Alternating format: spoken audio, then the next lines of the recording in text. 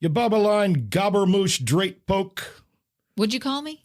You cumber of old Fopdoodle. What are you doing? You muck spout nash gab. How are you reading Shakespeare again? No, I'm practicing insults that'll keep me from being canceled by cancel culture. Okay. What is your line of reasoning for that, please? Nobody will understand what I'm actually saying about them. Oh. So they can't very well put it on Twitter. They probably couldn't even spell it. That's true. Well, but if it's, recorded, they can slow it down and actually try to jot it down. Then they'll feed it into a computer and the computer will come back and say what the meaning is. It'll be like an urban dictionary for the Middle Ages. Shows what you know, you adorable nitpicking hair cop. All right. Have you played the intro? Push the button. The what? The button. The button?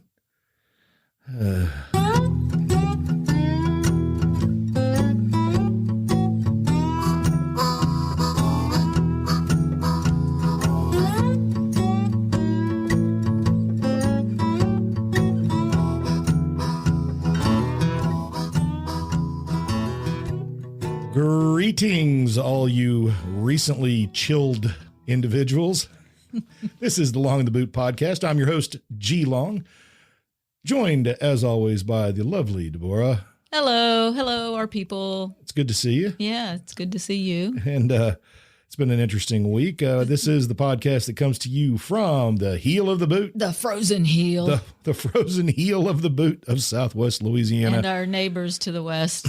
And all those Texas folks over there who got it maybe worse than we did. I think they did. If you've got We don't live in the city.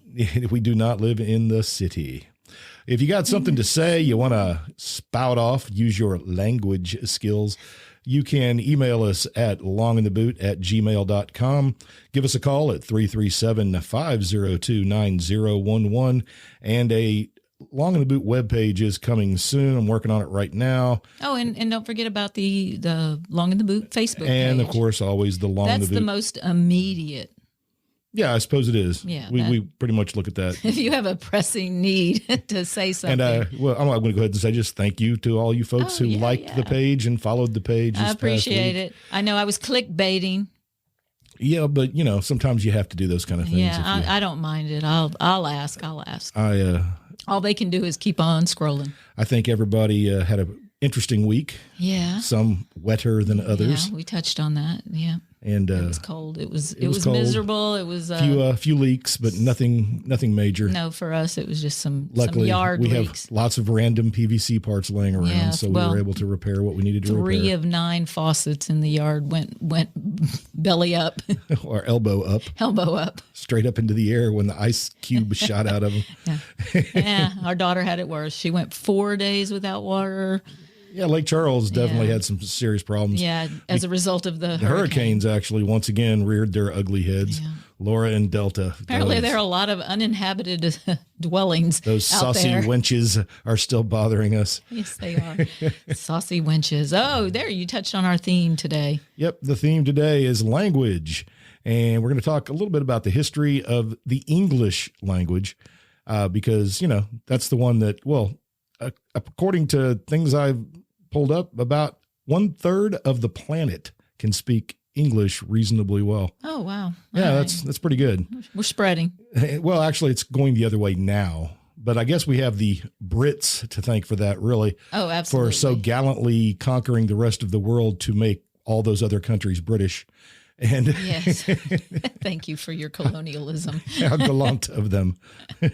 For all those who died to keep China British. Come on. We did that with democracy, too. Yeah, well, we're not real worried about that. We weren't as successful. What are you going to do? The Brits. So, at the beginning there, you heard I was practicing some insults so that I can start insulting people again without later getting canceled for some reason. What people are you going to insult with hurling Middle English? Your basic bobblines, your drape pokes, your nash gabs. Oh. I think those people deserve to be chastised. Maligned and ridiculed by you. Absolutely. And is it really an insult if they don't understand? It is to me, and that's all that matters. So you don't need to. As long as I get pleasure out of it. You don't need reaction. You just need to do it not yourself. at all. I just need to know that I have insulted somebody horribly. It's the pleasure we You get know, out of ridiculing others. the words you used, and they all did have negative connotations, even though, I wouldn't know exactly what they meant. Most of them did. Your tone and just the words themselves sounded, aggressive and angry. They were a good example. Hair cop. A hair cop. A hair cop is COP. Yeah, COP. Okay. It's actually rabbit brained. Ah. Right. Cop. Oh, hair. Okay. Cop was Old English for hat and head, and over time came to also, it could include what's inside your head, your brain. Oh, okay. So if you were a hair cop, you were rabbit brain. Oh, so not bright. You Correct. jumped around ideas. You had a muck spout was a person who said a lot, but talked a lot, but said nothing. Oh, A muck spout. So, and we know what muck is. yeah. So we can a muckrakers back. Well, yeah. I mean, not clearly that's what they were saying. Yeah. In this case, I suppose they're saying a shite spewer. How about that? Oh, okay. There we go. Sheitkopf. Yeah. Well, so English is a fun language, and the history of English is kind of cool. Well, and it's because we have such a colorful language for idioms and hyperbole, things like that. Hyperbole? Hyperbole. You mean hyperbole? Huh. Where's the R in hyperbole when you spell it? I've never understood that. Yeah, I don't know. Weird, huh?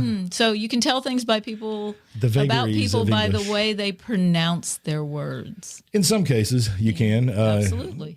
Certainly young people you can spot in an instant when they say things like button and nut in. But that's just that they're just identifying with their group. But we'll get to them later. Let's go back in time. Yes, let's do the history. Start again. Well, first, I suppose what we need to do first and foremost is just what is English? English, and I'm going to give you the textbook definition. Why? Well, because you got to start somewhere, and why not here? And that's a unified English is one of the Indo-European family of languages.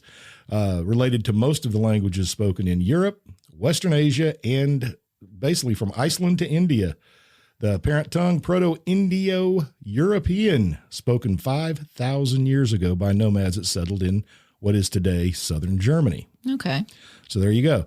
And then it began to branch off, and we got a whole host of languages out of this, English being one of them.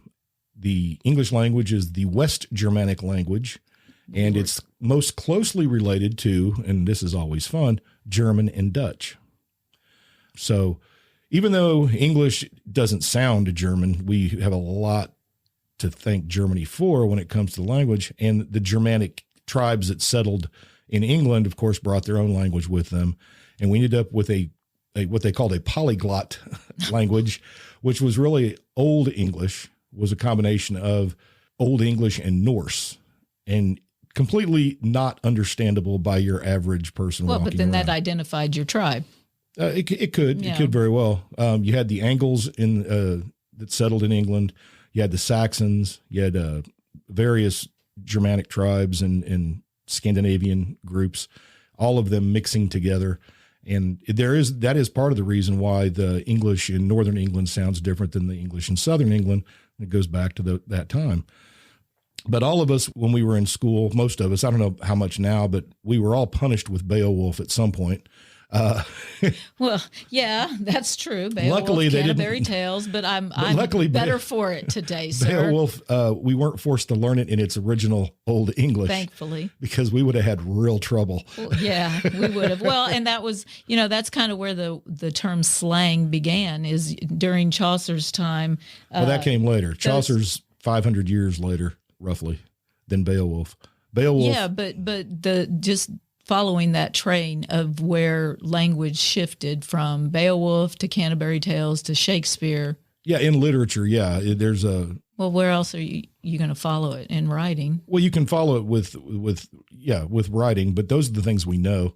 The transition from Old English to Middle English, you have to throw in the French. Oh, sure. Because the French in 1066, when England was invaded... when William dominate. When William the Bastard invaded England and took the throne, he was French. The Normans, he was Norman, and that meant they were French. And the Stormin Normans came in and made everything that the government did in England French. So everybody else had to learn it. So the court was in French. It would be as if suddenly in America, we took all of our governing documents and just changed them to another language. And the average people would just have to figure it out. Well, you could just go back. Latin. We'll just do everything in Latin now. Yeah, why not? It's up to them to catch up. No, Latin's actually and you not a would. bad The society language. would pick up from there. But language and the specific instances of changes are what kind of identified all the individual groups. Right. But at the same time, you had this mix of languages that all had to deal with this French influence that came in. Yeah, the governmental level. And so Old English gradually blends into the French and vice versa. Mm-hmm. And we end up, and we'll just fast forward 400 years. So from the time that's what I was doing. Yeah. Well, but that's what I was trying to do, is trying to get that information there to explain the 400-year gap between Beowulf and Canterbury Tales. Which Canterbury Tales, you're looking at about 1400. Yes. And by the time we get to 1400, French is no longer the dominant language of court. It is now English.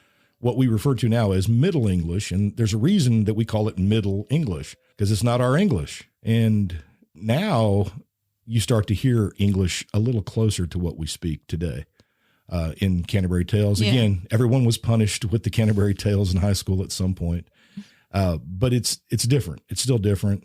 If you took somebody today and dropped them into 1400s England, they would struggle to communicate in a big way. No different than the old with the young today. I think at least we have the internet. You can go check Urban Dictionary. You can always look things up. Urban Dictionary. But we had the elderly friend. In the 1400s, we have the example of Middle English is the author Chaucer. Yes. For the Canterbury Tales, for Gawain and the Green Knight. Troilus and Cressida. There's a whole bunch of them. Yeah. And all of them written in Middle English. But even Middle English had dialects. You had different areas of England that spoke different versions. That's what identified them and identified your region. I mean, people would learn, and that's where the phrase slang came from at that point, because present day meaning for slang didn't come until about 16th, 17th century. And the English criminal element were the ones that spoke slang. That was the term they used for their dialect of language that most people didn't speak. I mean, at that point in time, 4 million people spoke English, but only 10% of those spoke criminal cant, is what they called it. And then it became slang. So everything that is slang originated from the criminal element. So it was economics. Yeah, that identified you as rarely that are your criminals going to be the rich folks. Well, no. So it would have been their dress and their speech. Yes, and you have to remember too. At this point there is no standardized spelling for anything. Yeah. Oh no, Shakespeare wrote spell it anyway. Different spellings for all sorts of things. Even his name was spelled differently in writings. Yeah. He did. We still don't know how he pronounced his own name. We have no idea. If you can't hear it, exactly. So we make a lot of assumptions. We have to. Yeah. The fact is that language has an evolutionary pattern, much like biology. That's one of the fun things about researching this, is finding out that language is very much like a species. It has an evolution, and some of the evolution is forced upon it. Some of the evolution is what they call drift, where it's just for some reason it happened and they have no real explanation why it happened. And they research language pretty much like they research the evolution of species. Even Darwin felt that language was an evolutionary thing. Well, sure. You have like the forced upon, you have historical evolution of language, and then you have the society's effect on language, which is what makes it change much quicker. Right. And we have lots of examples of this in modern age, but in the Middle Ages, when we're talking about Middle English, something radical happened that really did have a marked shift. Noticeable shift. Yeah. In fact, it's called the Great Vowel Shift. Okay. And vowels took on new sounds. But the vowel shift, when people talk about the Great Vowel Shift, they're not talking about the sound of the vowels. They're talking about where in your mouth you make the sound of the vowel. The vowels did change. Okay. But it's in your mouth where you place your tongue and how you form the various sounds in Middle English. And it's kind of interesting when they force you, most of us, when we did Canterbury Tales in school, we learned the general prologue, the introduction of Canterbury Tales, but we just read it in English. Well, sure. And, and so you have this thing where you don't really understand what it sounded like properly. But for instance, just the word when. Mm-hmm. In Chaucer's time, it was Juan. That A became an E at some point along the way. And there's bunches of examples of that. The word shop, and we all see it at the Renaissance Festival, right? S-H-O-P-P-E. Yeah, shoppy. Shoppy. Yo de shopa. So that was the change came from the youth. You know it did. Well, it had to be the youth. It was the kids. It's always the making kids. things simpler. Well, yeah. Look, they're doing it today, but now we're down to one letter. I mean, why do we need to pronounce that E at the end of a word it's a waste of my breath. Of maca, make. Same word. Yeah. We went from okay to K. My classes don't even know how to properly spell it. O-K-A-Y. I said, well, that's how it's really spelled. No, it's okay. Just two letters. No, it's not. And well, it doesn't matter. We just say K or put K. It's easier to text. Well, yeah, absolutely. They would have loved texting. Of course, how did you say that, K? How would you have known how to text in Middle English, though? Nothing was written down the same. Yeah. No rules. So a lot more There were no conventions. A lot more miscommunication. Because really, that's what language is for. It's to have power, control, to identify you part of a group. Think about the purpose of language and why it's so important. And if it's so important, why are we changing it so quickly? Well, but now that's the question. Is language actually changing quickly? Yes, I feel like it is. See, I would say that you're only thinking that because you have a short lifespan. The fact is we haven't had a shift like we had from Middle English to Modern English. In 1400, you would have had this line, Juan nata opera with the shoro sota. You would have had that, and it would have become in just 150 years, when in April when the showers fall. Juan nata opera with the shoro sota. When in April when the showers fall. Okay. That's a huge difference. That's 2-3 generations of real people speaking to go from that to that. Okay, well, here's the fun part. In Shakespeare's time, 150 years later, they had no idea how Middle English sounded. There were not, well, you don't have any means of getting it down. Shakespeare thought Chaucer was a bad poet because he didn't understand how to read Middle English. Well, don't you naturally do that when you read a poem to make the rhyme? You say, again, you do things to purposely make the rhyme. Musicians do it all the time. You sing a song and you're going along, it's like, man, he struggled for that rhyme. Well, what happened was, at least as far as we can tell with the research in Middle English, the reason this change happened so fast was because all these groups in Northern England suddenly just moved south. Now, for what reasons? Would have been economics, probably maybe weather, who knows? Weather, jobs, for whatever reason, there was resources. this grand migration of people from the north of England where everything was heavily dominated by Germanic inflection coming down. And for whatever reason, all these vowels began to sound differently. A word like boat that used to be spelled B-O-O-T-E suddenly is B-O-A-T. And boot is B-O-O-T. Well, I think that's still part of the whole idea that you identify as part of a group. And so when the groups merge, each group takes on some factors from the other group. Language would have been first because you have to come to a common understanding. If you don't have the same slang and you don't use the same jargon or phrases as somebody else, there might be misunderstanding because there's levels of communication to words.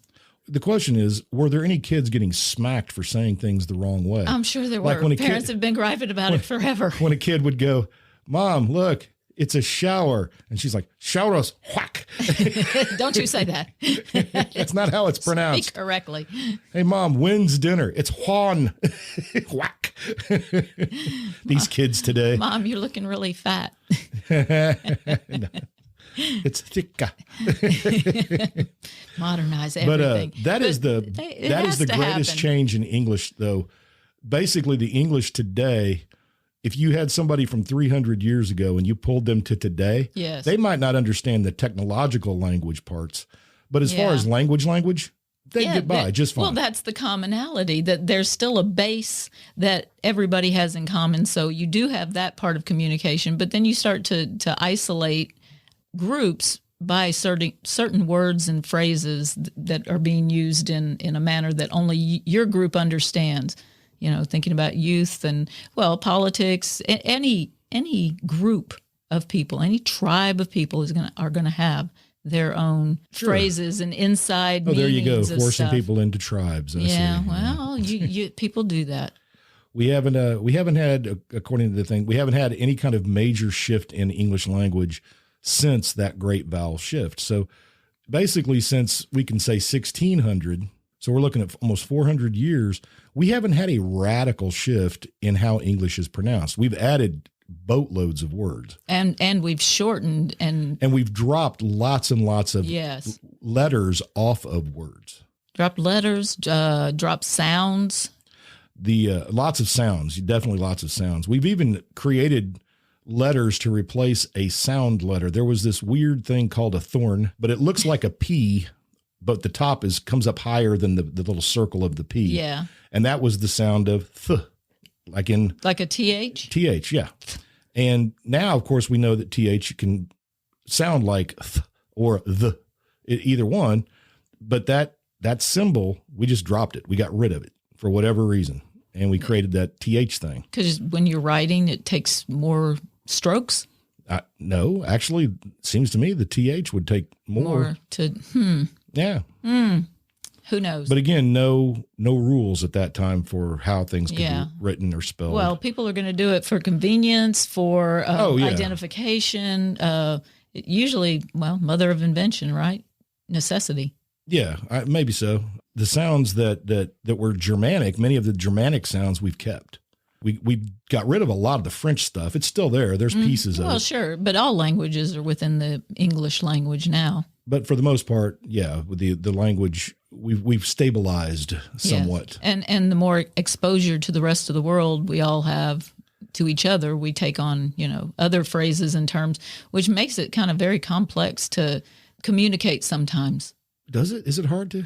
What are you trying to say? Well, I'm trying to say that if you're not communicating, you're not necessarily able to understand older people. If you're not exposed to teenagers, you may have a miscommunication kind of issue with a younger person. If you're not continually trying to stay up on that a little bit, you're going to fall behind, and it's going to happen quickly. Well, yeah, definitely. And you've always got that group that's, we don't want this to change. There had to be people that pushed back, right? Sure. That didn't, this is how it's spoken. Well, that was the thing in the 18th century. You had schoolmasters in England, whipping boys who tried to write or use slang or their own young jargon that they had created. Oh, good times. Yes. You could just Mr. Speak the King's English. Well, yeah, boys were getting whipped for that. Well, you can't have the youth dictating what language is going to do. That's not right. What do they know about what's going to happen later? They have no clue, right? They don't know. All right. So then the us, where now language has gotten so weird. I mean, emojis, think of the level of communication you lose with emojis. People are complex. What about when you can't see the emojis very well and you click the wrong one and then you try to explain why you sent an eggplant? I didn't mean that, and then I'm going to say I've never sent an eggplant to anybody. I'm just not going to do it. All right. Please don't. I don't want to see that on your phone. Don't worry. It's not going to happen. I'm going to have to go after somebody. What? That's weird. Yeah, that's terrible. Oh man. So okay, like with the there you go. See what I did? Yeah, you're gonna do the vocal fry now. Well, that one has really got people up different. in arms. That's not language. That's just I don't even know what it is. It's young women taking on an affectation to identify with the group. The Kardashians. Okay, well, it had its moment. It had its moment. Yeah, you know what? Well, but nothing. I said the TH. I can't. I have a hard time doing it incorrectly. But who's to say if it's incorrect? I'm old. Nut in from nut in leaves, nut in.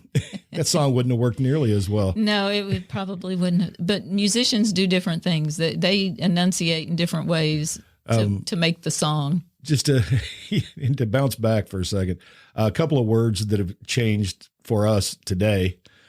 Today, if you've got geese, everybody knows what that is. Geese. You got a bunch of gooses, right?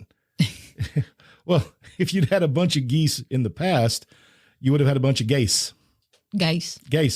Okay. If you had mice, you'd have had meese. Well, we still use meese. But we do that as a joke. You meeses. I love my meeses to pieces. The A sound, AY, like in pay, in Middle English went to EE. And so it was pay, right? Yeah. You see what I mean? Yeah. And then the EE sound, E, became the IE sound, pie. What's going on? What is happening with us? What was happening? And then the French thing stayed. You've got words that you don't need the E at the end, like fiance.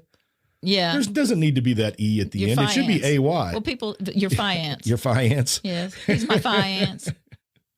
No other language, and this is a fact, no other language has ever had this vowel shift the way English did. It's completely unexplainable. When I went and looked up theories for the great vowel shift, I came up with no less than 20. Oh, wow. Which tells you that no one really knows for sure so why they're this still struggling happened. to find that out. And the actual reasoning would probably be difficult to pinpoint simply because you can't actually hear, and all you can do is take it from the writings of the time, and that was limited too. Right. I mean, the printing press in changed literature, everything. In literature, the BRID, B-R-I-D, in literature, people were still writing the word BRID for something we all are familiar with up until Shakespeare's time in texts, BRID. Shakespeare, unfortunately, or fortunately, however you want to look at it, when he wrote it B-I-R-D, bird. And somewhere along the way, people did do that. Yeah, it went from BRID to bird. Now, was that just laziness? Because they didn't have writing conventions. Maybe if you were saying that, then you identified yourself as a person who went to the theater. Maybe. Well, theaters and actors, they were lumped right in there with prostitutes. Yeah, I know. But there's something kind of, interesting about Honey, I'm going to the pie corner. There's something It's a interesting lovely about Shakespearean doing term. the naughty. You're doing something you're not supposed to be doing. So if you go to the pie corner, you're probably doing something you shouldn't be doing. You beard splitter. Oh, have a very bold of you. In 1901, G.K. Chesterton said that he said all slang is metaphor and all metaphor is poetry. So when the kids change the language and we speak in slang, we're being poetic, right? What is metaphor? Wow.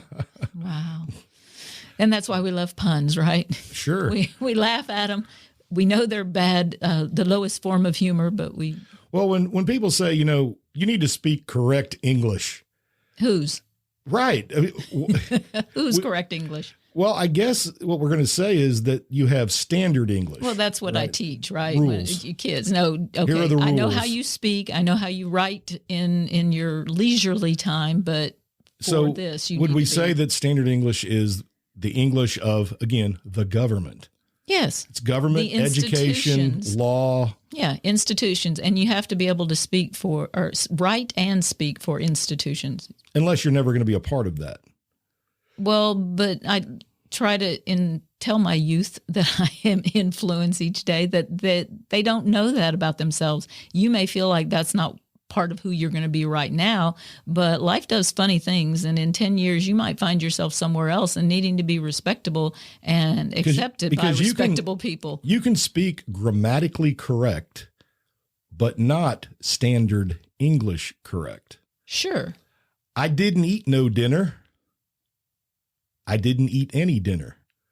Those two sentiments are exactly the They same. mean the same thing, but some would say you're identifying them each for a group. You're separating them. Right. But what I'm getting at is grammatically, those two sentences work. There's nothing wrong with either sentence. Yet, if you say, I didn't get no dinner, people are going to go, he doesn't speak very well.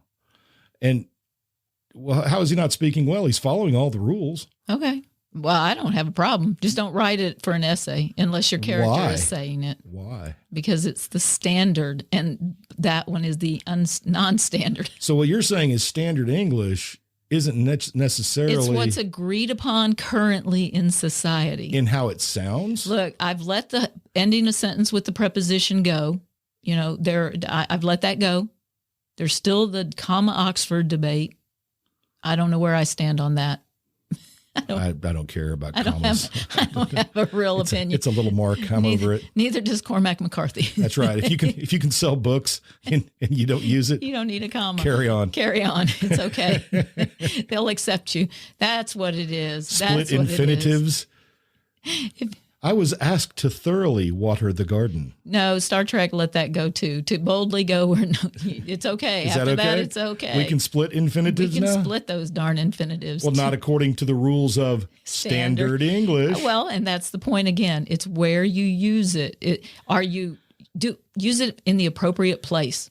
Oh, so it's situational grammar. Absolutely. And we do that when we talk to speech class, you're going to use different language and different tone and speak clearer when you are trying to get a job. There are going to be instances in your life where you need to do what society. So I shouldn't call a student a muck spout. Well, no, because I could say that I might call a student something along those lines, and that would be encouraging them to look it up. So in that case, I'm encouraging education. There you go. Maybe. And don't put that past me, because I do it. All right. Well, then the question follows for the now. Every year they have to look up persnickety. And that's just a great word. You should make them look up higgledy-piggledy. I like that word. Yes. It's situational. Sometimes things come up and you use a word and the kids have no idea. The question, I guess, is we know now that there wasn't a standard English in the Middle English rules. No. In How did we come to one, you mean? Well, but is standard English going to change? Well, yeah. So the rules that we are forcing upon young people today are shifting now. I can't tell you how many things I've had to change as I've been teaching over the last 18 years, because there's societally have So then why do we have accepted. to do this? God. I try to say, this is how we used to do it. This is what's becoming accepted. Do what your professor or your next teacher wants you to do. Answer it in a way that gets you the grade. There you go. I mean, so lie. Do what you need to do to get by. Just don't hurt anybody. No violence. Make sure, it's easier to get your point across writing something and don't out. be a lick spittle.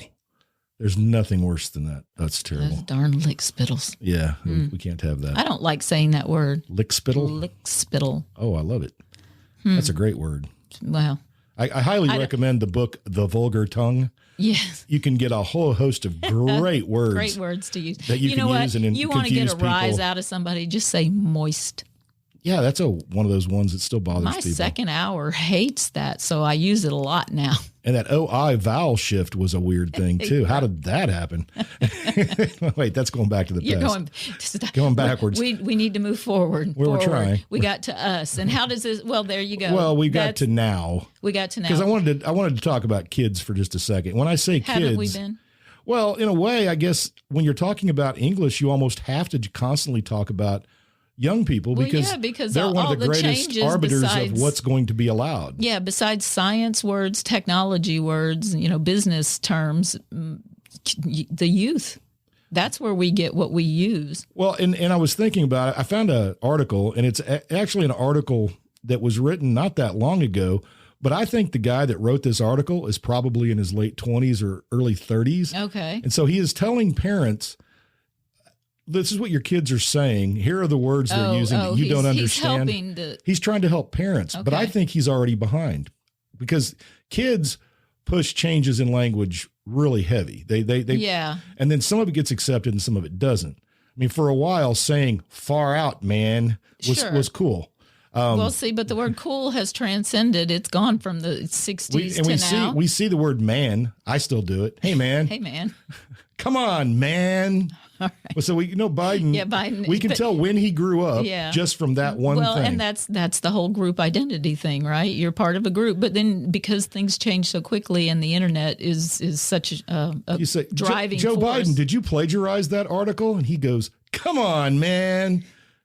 That's his answer. Yes, he did plagiarize. He did absolutely. Plagiarize. Well, maybe he doesn't remember that's where he got it from. That's convenient. Yeah, I took some Ambien and. But the guy that wrote the article said, "Hey, parents, first of all, do not attempt to communicate with your children using these words." That's what he said. So right off the bat, he's got the word "thick." Oh, the altered spelling. Like, and he has the conversations listed. So the parent's like, "Looks like Jane packed on a few pounds." And the child going, "Mom, she looks great. She's thick." And it's a positive. Yeah. Yeah. Look. The word woke. This is what the parent said to the kid. "I saw Oprah Winfrey speak last night, and now I'm woke." The child, and you can imagine the face on the child, right? "Excellent usage of the word woke, Mom. I'm proud that you're woke." That you're woke. So not only are you catching the word, you get a little sarcasm. Not out of a teenager. My favorite was the word heard, H-E-A-R-D, like you heard something. Okay. The parent, "Take out the garbage, please." Child, heard. And then in parentheses, "This should no way be in no way understood as the child will take out the garbage, only that he understood that you want him to." He got the directive. He just didn't understand it was a command. One of our new favorites, of course, and we've talked about this word a lot, was finna. Yeah, finna. Finna. I'm finna do it. Finna but that's see, the shortening it. You were doing the other one. Well, I know because I'm still of the fixing to do it time. But I can remember getting harassed for saying that by an English teacher at one time. "I'm fixing to go." They're like, fixing to You're go. about to go. But see, I can do multiple. That's the whole joy of our language is you have multiple ways of saying the same thing depending on, well, who you're speaking to, the situation, back to situational, because that's how grammar and look, communication, without effective communication, we're nothing. I mean, you can't have a long-term relationship without effective communication. So you have to have those commonalities. Well, the one commonality we have with all of this, of course, is that the structure of the English language doesn't change. See, we need a base then. Like if you diagram these sentences with all these weird terms in it, they look the same. They whether still come out. Yeah, it's really kind of interesting. One of my favorites, and our daughter used it so a little bit, was bougie. Oh, yes. Which is and for you old people listening, it's somebody who wears fancy clothes, has a lot of jewelry, makeup, to act like they're better than they are. And the child would say, "Why are you acting all bougie?" Yeah. But what I love is kids have no idea where bougie came from if you ask them. Yeah. And you have to go, the bourgeoisie. Young people who are interested in history would have gotten it. Maybe. Well, wouldn't they have been the ones that started it?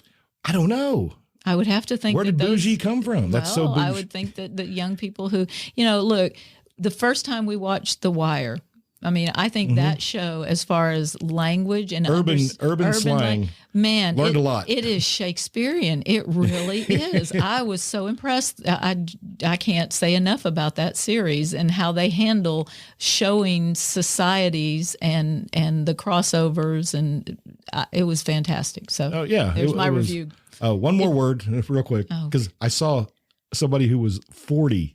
Use this word the other day. We're laughing at old people trying to adapt. Absolutely. Trying to be cool. That's us. Oh, I know. Swole. S-W-O-L-E. Oh, he's swole. Talking about working out. He's swole. That's great. But it's the past tense of swelled, right? Yes. He's swole. Well, I thought inflammation was bad. Well, you know what? That's situational. Well, first of all, if you're trying to talk to your kids in their language, you're going to fail. Just don't even try. You can't do it. Unless you're if you want to be their friend. I guess if that's what you're trying to do. I had some other days that a student who was just like, "Come on, bro." And I said, look, I'm not your bro. No. And I'm not your bruh. There is a line here. I said, there is a line. I am Mr. Long, sir, or you can even call me hey, but you can't call me bro. Sorry. I answer to mom at school quite often. Well, that's usually an accident, right? Yeah. Unless they're being insulting. Okay, Mom. No, I would know that right away, and I would have to verbally chastise them. Would you? I absolutely would. Oh, you're mean. I'm pretty laid back about some things, but what? You're not disrespectful. What are you laid back about? What do you mean? Oh, you're a slave driver in school, man. You push those children so hard. Slave driver. Oh, they don't even realize they're learning, and kids come out of that room looking like they've been beat down. No, they do not. Oh, it's terrible. Unless we were talking about death. We talk about death a lot in literature. The great leveler. Yeah, it is. It really is. And language. Yeah, you talk about language. Language is divisive and unifying all at the same time. I think we've all learned that over the past. Oh my God! You know what? We've just come back to this realization. It's all about the balance. So we've got the structured side of literature, the foundation that helps us all be able to still communicate with each other. Yeah. And then you have the divisive side, the changing side, the jargon, the slang, the group speak. Group think? Yeah. Well, you got to have language. Well, isn't that the think. problem? You just nailed it with language. And how does it affect us? There. The way it affects us right now It took us a while to get there. Yeah, well, the long and winding road. Eventually something comes out, people. That leads to the third act. Yeah. If you're still there, wow. Yeah. Thank you. Thank you, community. Thank you, audience. Think about what's happened with language now for us as a society. People are being ruined because of their choice of language, and sometimes for something they said before the new 10 language or 20 years ago. The new language took over. And maybe they weren't woke yet. It didn't exist as a term. It wasn't part of a thing yet. So can we have some... I guess back then they weren't awakened. We need some transition time. Yes, awakened. We need transition time. So if society is going to change something on us, if we need to have an agreed upon, okay, from now on, we're not going to say that. We're not going to use that. It's always kind of gone by happenstance. There's usually a lot of society violence. Decides, but society needs to chill out, man. Take a chill pill. That's right. The fact is that you've got older people who are being held accountable for saying things that at the time they said them, they were perfectly acceptable. Young people may not like it now. Yeah. But hey, young people, too bad. Yeah, you're going to have to, because you're going to be in the same boat soon, because your language is going to go by the wayside. Because I'm watching some of you now that have kids, and those kids are going to be the same snarky little turds that you were when you were a little kid. Okay. And you know what? I was one too. I was going to say, and my dad was throw one. Us all into that boat. I absolutely believe. Yeah, because it's part of the cycle. Just as like I say to people changes. all the time who go, I could never be a teacher. Kids today. I'm like, kids today are no different than they've ever been. They're really not. No, they have a lot more pressures. They have different pressures. Different things that we didn't have. They have certainly a lot more social baggage than we had. Oh, yeah. Because their society is so much larger given the internet. Yeah. That's all it is. Their society has gotten bigger. Yes. And they have way too much that they're told. But then my argument is always the same there. If you're told everything, how do you know what to care about? Right. It's an overwhelming amount of information. It is. And you have multiple ways to communicate those things that you now are dealing with. But we have to kind of take a step back with the language thing and the language police that seem to exist today. Well, self-censorship is a major part of our language. And that's what's happening now with language, is we're actually going the other way, right? Yes. Self-censorship. Yes. People won't say stuff simply because they are afraid. Yeah. Of the mob. Consequences, I'm just going to start referring to these people as the mob because they always remind me of the mob in the French Revolution. So that's the extremist part of society. That's the extremists on both sides who attempt to use language. They're very vocal and they have platforms now. Right. And they attempt to use language politically, which is what what Huxley, Institutional I mean, not language. Huxley, what Orwell warned us about Yes. is that when language is used politically, it has a lot, they say words never hurt me. They absolutely words can. are all about control. Yeah. Sticks and stones will break your bones, and words can certainly hurt you. They can get your head chopped off. And today they can get you ruined. They can Absolutely. cost you your job, your family, all kinds of things. Yeah. So language, while it's fun to talk about language and the changes in the past, the changes that are happening today are not fun. Well, I almost want to say that that's a different topic in the It sense is, that here, but it's I think connected. it's more we've looked at the slang and the aspects of language that are less significant in controlling. You're talking about the institutional language, the governing. Well, we were talking about the standard, standard English, and then how they're using how is it affecting that. us So today? that's changing too. Yeah, well, it's how does it affect us? Here's the set standard that we have. This is what you can and can't do. But today that is so fluid from one moment to the next. Yeah, it's we don't hard have to a be great aware. vowel shift. We have a great culture shift. Absolutely. So maybe that's the comparison. All right. So then, as far as the lesson to us, what have we learned? Well, we've learned that language will never just stay. Oh, no. If you're a curmudgeon who wants the kids I to... don't think anyone should ever change the way they speak. Let that go, because that's over. going to just stress you out. It's Language not going to happen. is just like a living thing. Except the Evolves, dynamic and it evolves aspects of it. for a variety of reasons. But you also need to be aware in your day-to-day that you're going to, in some cases, adopt terms you maybe don't want to, or drop terms that you don't want to drop. You're going to have to change the way you speak, but that's not necessarily a negative thing. Right. You should learn the standard, Yes. what know you that. should do. And then you've got the language of the group you're in. It's like driving a car. You know you should wear shoes when you drive a car. But once you get your license, if those shoes come off, who's going to know? What a strange analogy. It's the best one I could come up with. It was on the fly. On the fly. On the fly. That was all you got. Yeah, that was All right. Sunday brain. We're speaking idioms now, like a football coach. I can't. I was going to try to do. Ogeron, but I can't make my voice sound like that. I'd have to smoke 5 packs of cigarettes Just first, to get there, or yell it at a football or team just for go scream 30 outside years. Yeah. for about 30 minutes. Oh my goodness, we will. Did you get an email? You'd said something about. As we do come to the wrap up here of how language is manipulated and adapted. Yeah, and I guess it's both. It's certainly definitely shifted. I had some unsolicited review. I had a unsolicited review. Well, one is some. Yeah. Now it's somebody I know, but it was very kind, and she said that she appreciated a female voice. That Why, thank you. Yeah. She was pleased that I was here full time now, and enjoyed my. You better input. enjoy it because she's costing me a fortune.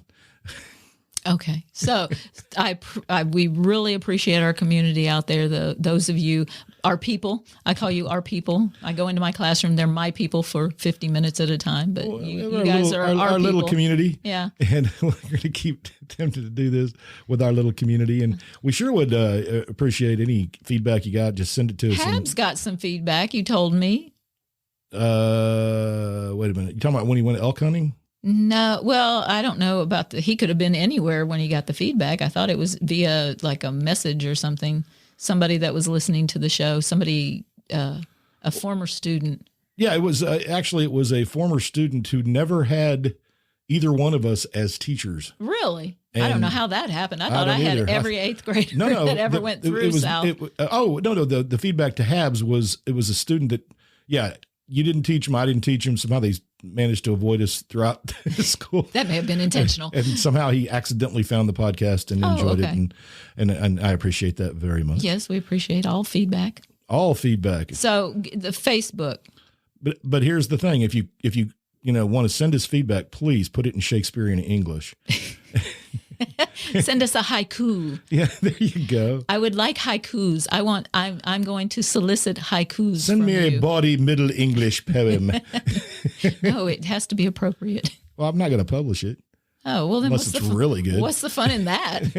You're asking people to do something. But you can also post on the Facebook page. Yeah, just say hey. And say hey. And if you have any links to any cool little stories, topics, or whatever, send those too. Yeah, send those. We're gonna stick with the format then. Now we promise we won't call you a Boboline or a Cumbervold or a Fopdoodle that you know of. Well, not to your face. No, I've called many people Fopdoodles when they weren't around. But I'm not that kind of person. No, I'm not either much. No. Be positive.